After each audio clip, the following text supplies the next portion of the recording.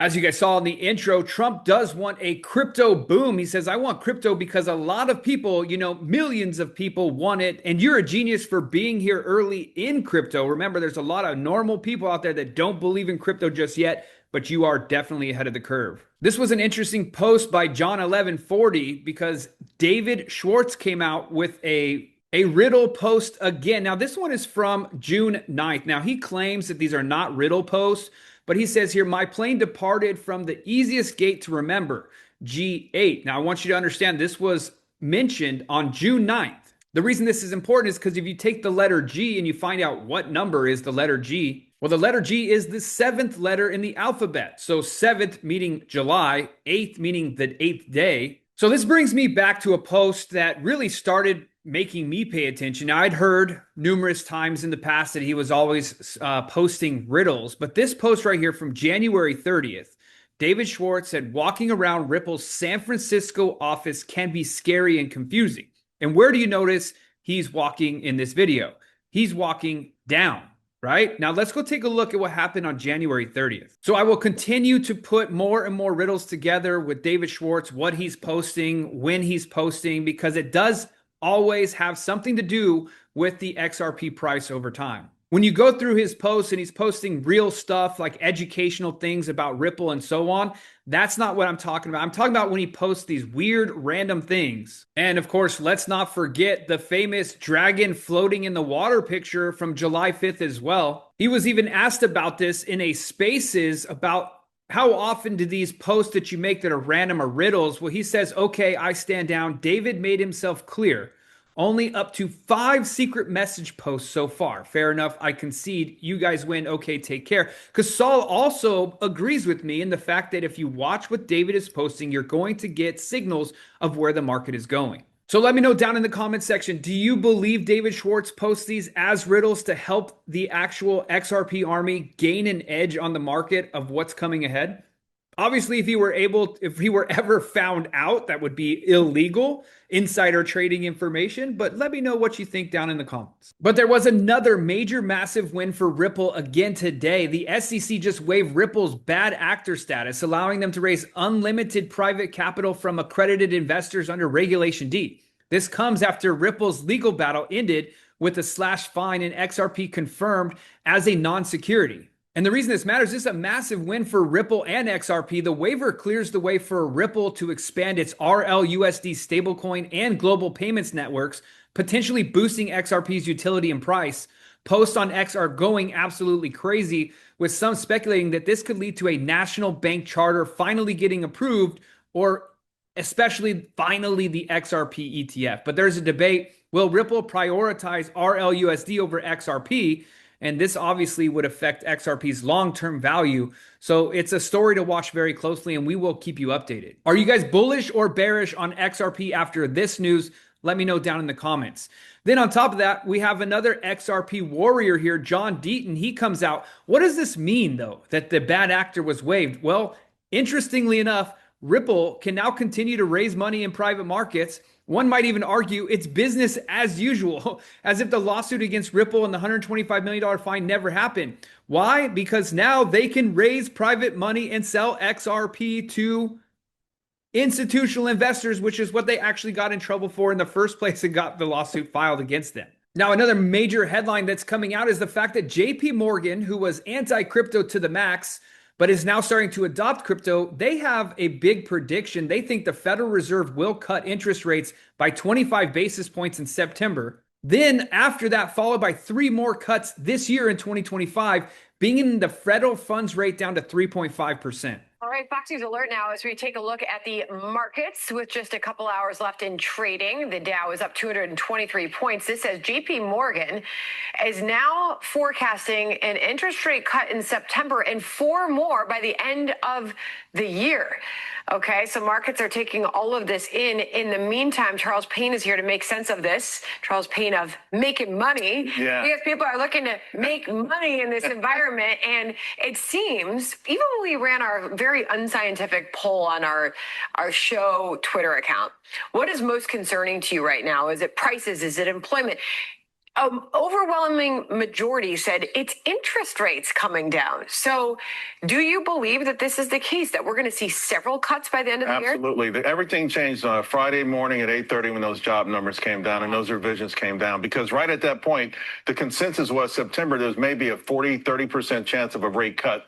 Overwhelmingly, everyone sees that. Now, you talk about 4, that means there's going to be at least 150 basis point cut. That starts to add a sense of urgency. That really tells you, by the way, if the Fed has to do that, that will really be so damning for Jay Powell, because his position, anytime you have to do more than 25 basis points, it means that they're behind, right? It will sort of cement the notion that, Jay Powell was late yet again. And to your point, why are there so many people care?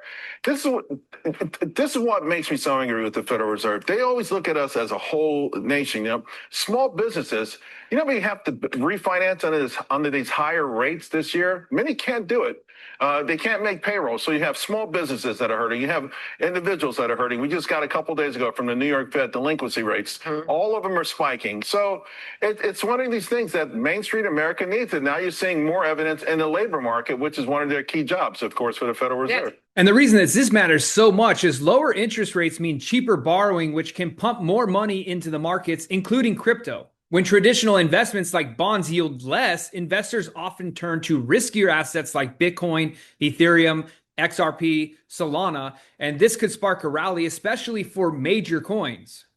But there is a catch. Some analysts think that the Fed might hold off until the inflation from tariff spikes. So keep an eye on the August jobs report and September 5th, because it can make or break this prediction. And what's really interesting today, also, the General posted this clip right here, the clip on the Federal Reserve. Show this to everyone you know. Jekyll Island, November 1910. 7 bankers meeting in secret to create America's central bank. We just can't call it that. The 1907 panic nearly destroyed us. Banks failed, fortunes vanished. We want to control America's money supply, create booms, trigger busts, and profit from both. And how will we do that? We'll create money from nothing, loan it to the government, and charge interest. Legal counterfeiting, my friends. But there's a cost. Every dollar we print steals value from existing dollars. It's a hidden tax that flows directly to us. And it gets worse. If we ever get off the gold standard, governments can print money for wars. Endless wars become possible and profitable. Since Americans hate central banks, we'll call it the Federal Reserve. Sounds governmental, doesn't it?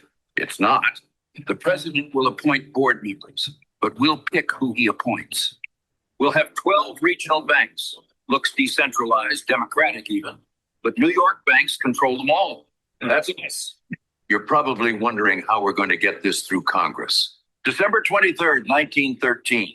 Most of Congress home for Christmas. Perfect timing for passing unpopular legislation. I'll publicly oppose our own bill in Congress. They'll pass it thinking they beat Wall Street. We'll fund university chairs, write the textbooks. They'll teach our system as economic science. Beautiful. Every American born after this will inherit debt on money we created from nothing.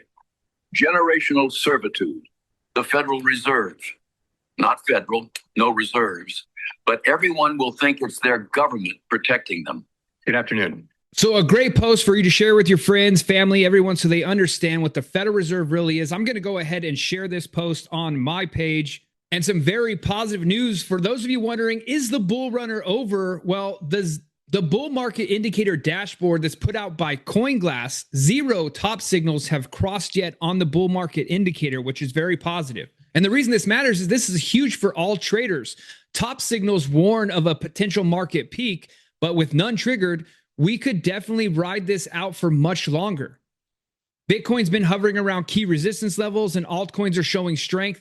This dashboard is like a traffic light for your trades. Green means go, and right now it's still all green. But don't get too comfy. Monitor funding rates and volume of any sudden shifts. Also, very positive news for the markets. 82% of S&P 500 companies beat their quarterly earnings estimates despite the tariffs. So remember, the world was coming to an end with Trump's tariffs. However, that has not been the case. Things are not looking so great in Canada, though. Canada losing 40,800 jobs in July, the largest monthly decline since COVID. Are they going to become the 51st state? Also breaking, President Trump has just appointed Treasury Secretary Scott Bessent as acting IRS commissioner. Here's a really great conspiracy theory for you. Are they going to end the IRS? Remember, there's talks of creating the External Revenue Service, IRS, who's going to be collecting all of the tariff revenue, and then Americans would never have to pay the IRS ever again. Also, you probably didn't know, some of you did, the Federal Reserve, this is the police force for the Federal Reserve. They create that fake money, then they create taxes, you have to pay them. The IRS is the ones that are coming to collect it. Do you think we will ever abolish the IRS? Let me know down in the comments. All right, so jumping over to XRP in the charts, as we've been talking about, we are definitely surging to the upside, which is nice. We have our short-term momentum wave. The red green line is cranking to the upside, has not reached peak value of 100. Even when it does reach 100, it could continue riding that 100 level for quite some time before taking the dip. As we see here, our short-term and long-term momentum waves did take the dip. However, our long-term momentum remaining bullish this entire time. You can see it has remained green, starting to crank to the upside. But the most exciting one really is the white line right here. It's our midterm momentum wave. This has much more price action attached to it as it comes to the upside.